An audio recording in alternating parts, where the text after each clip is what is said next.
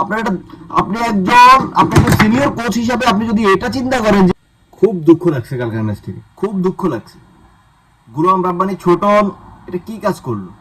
তিনি যতই যুক্তি দেখ যে হলুদ কার্ড খাইছে এই জন্য উঠেই ফেলছি, বা রিস্ক নিতে চায় নাই, বা 10 জন হয়ে যাবে এই জন্য খেলতে, ভাই বাংলাদেশ এত কোনো একদম হয়ে যায় না যে আমরা রিস্ক নিয়ে খেলতে পারবো না।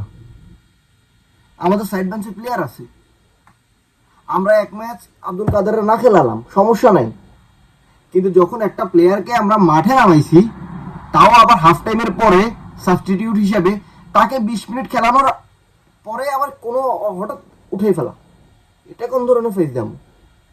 সে হলুদ কার্ড খাইছে, হলুদ কার্ড একজন প্লেয়ার খাইতেই পারে, স্বাভাবিক বিষয়।